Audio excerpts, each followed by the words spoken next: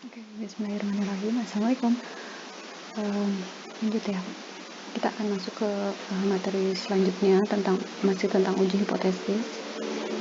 Ya, ini review sedikit langkah-langkah uji hipotesis. Sebenarnya kalau mau lihat detailnya ada di video sebelumnya. Jadi ada 6 tahapan secara umum kalau kita mau lakuin uji hipotesis, mulai dari kita rumusin dugaan awalnya sampai akhirnya kita ambil kesimpulan tentang populasi. Ya, lihat detailnya di video sebelumnya ya. Oke. Uji hipotesis 2 rata-rata populasi ya. Jadi kalau yang kemarin kita udah bahas tuh 1 rata-rata populasi dan 2 juga yang sebagian. Jadi kita akan bandingkan rata-rata 2 populasi ya dengan hipotesis uji 2 arah, 1 arah kanan dan 1 arah kiri. Detailnya ada di video sebelumnya karena 2 rata-rata populasi ini ada yang sudah kita jelasin di video sebelumnya ya. Nah, statistik uji, kalau uji hipotesis 2 rata-rata populasi ini bisa pakai pendekatan beberapa distribusi normal baku ya. Yang pertama ini yang ada di video sebelumnya. Jadi kita udah melakukan statistik uji untuk uji hipotesis 2 rata-rata populasi dengan pendekatan distribusi normal baku di video sebelumnya. Ini kita pakai pendekatan ini kalau n-nya lebih besar dari sama dengan 30, terus sigma 1 dan sigma 2-nya diketahui ya. Nah, sekarang pendekatan yang lain kita bisa pakai distribusi student stay. Jadi kita akan pakai ini pendekatannya ketika yang pertama sampelnya, kalau tadi kan lebih dari 30, maka kalau ini kurang dari 30. Kalau tadi sigma 1 dan sigma 2 diketahui, berarti ini sigma 1 dan sigma 2 tidak diketahui. Nah, kalau tidak diketahui gini ada 2 asumsi. Tidak diketahuinya apakah dia sama ataukah dia tidak sama gitu. Jadi ini beda pendekatannya nanti di statistik ujinya. Yang ketiga ada kalau kasus data berpasangan ya. Jadi di video ini kita akan bahas yang bagian ini 1 dan 2. Nanti untuk data berpasangan ada di video setelahnya. Oke. Nah, sekarang student stay untuk sampel kecil atau n-nya kurang dari 30, terus sigma 1 dan sigma 2 tidak diketahui atau unknown. Statistik ujinya kalau sigma 1 dan sigma 2 tidak diketahui ini ada dua pendekatan. Jadi yang pertama tadi kan kalau asumsinya sigma 1 sama dengan sigma 2, dan asumsi yang kedua asumsinya tidak sama ya. Simpangan baku dari populasi 1 tidak sama dengan populasi 2, kalau yang ini yang sama. Maka T hitungnya atau statistik ujinya kita akan pakai, nah persamaan ini mirip kan sama yang waktu pakai pendekatan normal, cuman bedanya ini Z hitung, terus ini sigma dan sigma, karena sigmanya kalau normal tuh diketahui, kalau di sini kan sigmanya tidak diketahui. Nah, tidak diketahui berarti akan diduga atau diestimasi dengan S milik sampel. Jadi ini variansi sampel. Kalau normal kemarin kan pakai variansi populasi sigma ya. Nah, sekarang kasusnya ketika dia asumsinya ini sama, berarti kalau sama kan artinya ini dan ini sama, sehingga digunakanlah S gabungan atau S pooled ya, variansi gabungan ini. Ya, terus kalau di sini karena tidak sama berarti tetap harus sendiri-sendiri dipisah. S1 kuadrat per N1 ditambah S2 kuadrat per N2. Nah, di sini berarti kan harus dihitung S pooled-nya ya. Maka S pooled-nya bisa dihitung dengan persamaan berikut. Jadi ini tinggal dimasukin aja ya nanti, karena ini persamaannya kalau mau diaplikasikan ke contoh kasus tinggal dimasukin N1 min 1 dikali S1 kuadrat dan seterusnya. Nah, T hitung itu kan kalau mau ambil keputusan akan kita bandingkan dengan sebuah tabel ya, maka dibandingkanlah dengan T tabel. Jadi T alpha DB kalau satu arah, atau T alpha per 2 dengan DB kalau 2 arah, begitu juga yang ini. Nah, DB-nya ini dan ini tuh berbeda ya. Jadi kalau di sini tadi udah ribet ngitung SP, maka ngitung DB-nya nggak ribet, cuman tinggal N1 tambah N2 dikurangin 2. Nah, kalau kasus ini asumsi yang tidak sama ini kan nggak ribet hitung SP ya, jadi kita harus ribet hitung DB gitu. Jadi DB-nya S1 kuadrat per N1 tambah S2 kuadrat dan seterusnya ya, tinggal pakai persamaan yang ada di sini. Oke. Pengambilan keputusannya sama persis kayak yang satu rata-rata, jadi daerah penolakan, daerah penerimaannya itu kiri kanannya tolak, tengahnya terima gitu ya. Di sini di kurva itu ya sama aja. Nah, pertimbangannya sekarang kita nentuin asumsi apakah sama atau tidak sama. Jadi kalau sama, asumsi ini biasanya kita pakai kalau variansi sampelnya nggak sama, tidak berbeda alias sama gitu ya. Jadi kalau dia sama, dan biasanya N-nya, N1 sama N2 itu boleh sama, boleh beda. Jadi boleh N1 sama dengan N2 atau N1 tidak sama dengan N2.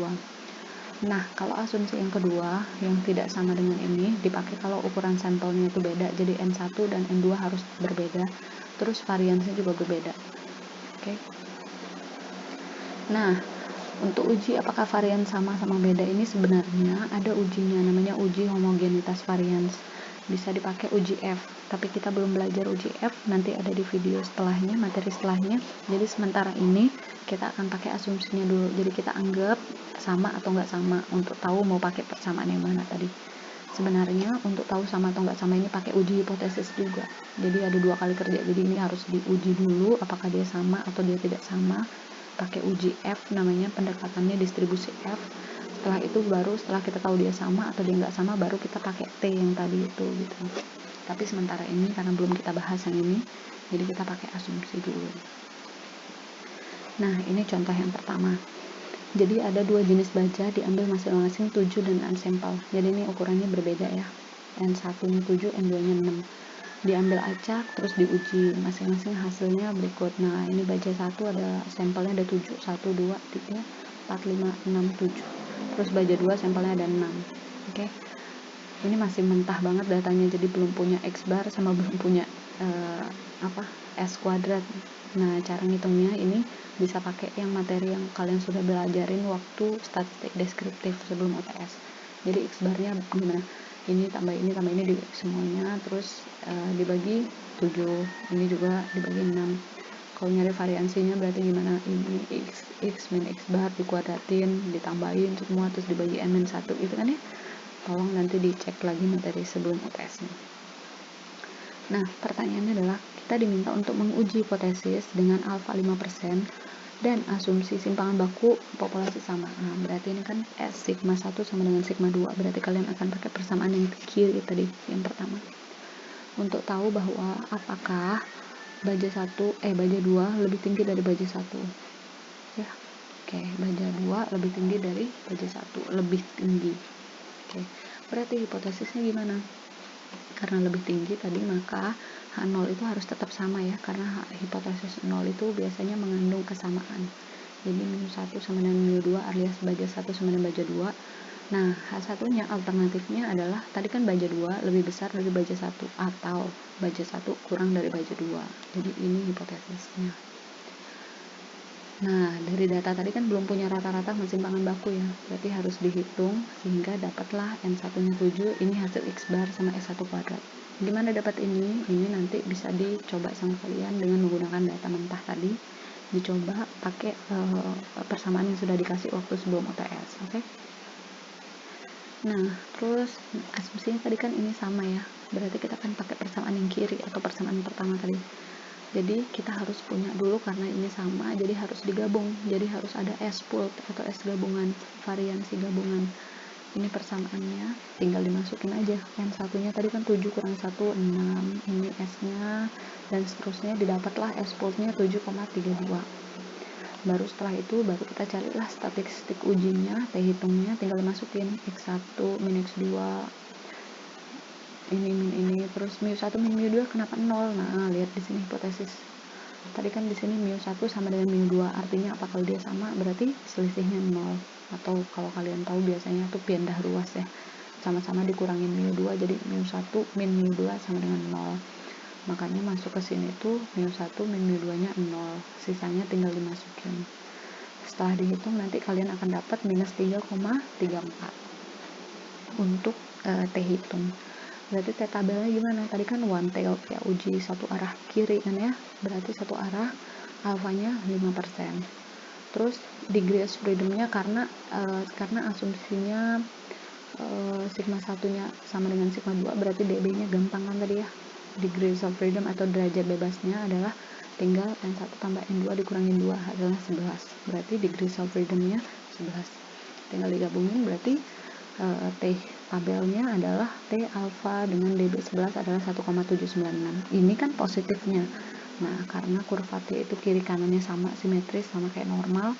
Jadi, kalau T alfanya adalah 1,796, berarti T minus alfanya adalah minus 1,796. Kenapa harus pakai minus? Karena kita uji satu arah kiri. Oke. Nah, berarti kriteria pengambilan keputusannya karena satu arah kiri, jadi ini alfa ya. Tadi tabelnya kita dapat ini angkanya di sini tuh kalau dipakein kurva ini 0, ini minus 1,796. T tabel. Terus T hitung kita, ini bukan N-1, tapi N1 tambah N2 minus 2. Ya, atau N1 min 1 tambah N2 min 1. Jadi N1 tambah N2 min 2. Terus T hitung kita tadi kan minus 3an ya. Jadi dia ada di sebelah kirinya minus 1.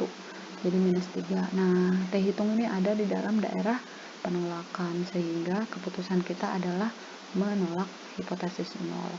Jadi kesimpulannya adalah karena ini ditolak, berarti yang diterima adalah H1 ya. Jadi H0 ditolak, H1 diterima. Jadi kesimpulannya baja 1 kurang dari baja 2, atau benar bahwa baja 2 itu lebih tinggi daripada baja 1 pada taraf nyata 5% gitu.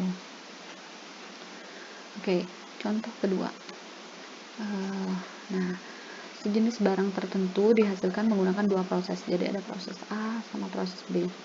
Kita mau tahu apakah kedua proses itu sama atau enggak. Jadi apakah sama atau tidak sama. Ini pasti uji dua arah kan. Karena nggak ada yang lebih tinggi atau lebih rendah. Cuman ditanya sama atau tidak sama. Jadi sama dan tidak sama. Kita ditinjau dari rata-rata daya tekannya. Nah, oleh karena itu diambil percobaan. Percobaannya adalah 10 kali untuk proses A, 11 kali untuk proses B, jadi N1 dan N2 tidak sama. Terus datanya, kalau ini udah dihitungin ya, nggak pakai data mentah. Jadi X1 udah dihitung dari sampel yang 10 tadi itu, dapat X1 sama S1.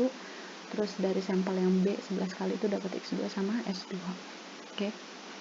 Nah, di sini dikasih tahu jika variansi populasi kedua populasi beda. Jadi kalau variansinya beda, alfa 5%, bagaimana hasilnya? Apakah kualitasnya sama atau enggak? Oke, jadi ini asumsinya sigma 1 sama dengan tidak sama dengan sigma 2. Sehingga kalian akan pakai rumus kedua atau yang sebelah kanan tadi. Hipotesisnya karena mau cek sama atau tidak, ya. Jadi ini adalah A dan B, ini A tidak sama dengan B. Dari data udah dapat ya. X1 sama S1 tinggal dicari S1 kuadrat, tinggal dikuadratin yang ini kuadrat dapat ini kuadrat dapat ini. Kemudian asumsinya kan tadi tidak sama ya, sehingga yang ribet di sini adalah ngitung DB. Kita nggak perlu hitung S-pool karena dia tidak sama. Jadi statistik ujinya ini sendiri-sendiri, S1 dan S2 sendiri-sendiri. Tinggal dimasukin, ini 20, dapatlah T hitung minus 0,9766. Nah, untuk cari T tabel, kalau asumsi tidak sama tadi kan yang ribet adalah nyari DB-nya ya. Jadi, kita perlu cari derajat bebasnya. Persamaannya sudah ada tadi. Jadi, karena dua arah ya, dua arah tadi kan kiri dan kanan sama atau tidak sama, terus alfanya 5%, terus degrees of freedom-nya cari pakai rumus yang tadi. Ya, jadi DB-nya agak ribet, cuman tinggal masukin aja. Yang penting kalian teliti untuk ngitung ini. Tinggal masukin, persamaannya udah ada. Jadi 18, nah DB itu kan harus bilangan bulat ya, sehingga ini dibulatkan jadi 18. Oke, sehingga 18. Kalau digabungin berarti dapatlah 2,101. Berarti kalau yang kanan 2,101, yang kiri tinggal taruhin minus karena simetris. Sehingga pengambilan keputusannya kan tadi karena alfa 5% berarti kiri sama kanan sama-sama bagi 2 jadi 0,025 atau 2,5% kiri, 2,5% kanan. Tadi yang kanan tuh 2,101, yang kiri berarti min 2,101. T hitungnya tadi kan kita dapat sekitar minus 0,97, jadi ada di antara ini dan ini ya, kayak sekitar sinilah 0,9766. Jadi dia ada di dalam daerah penerimaan H0. Jadi kesimpulannya H0 gagal ditolak atau H0 itu yang kita terima. Tadi H0-nya ini kan ya, jadi ini gagal ditolak atau ini yang diterima. Jadi kesimpulannya kita akan menerima H0. Jadi pada taraf nyata 5%, prosedur A sama B itu menghasilkan kualitas yang sama. Karena H0 diterima, jadi mu A sama dengan mu B gitu. Oke, nah untuk data berpasangannya nanti ada di video selanjutnya. Nah ini selanjutnya nanti ya. Assalamualaikum.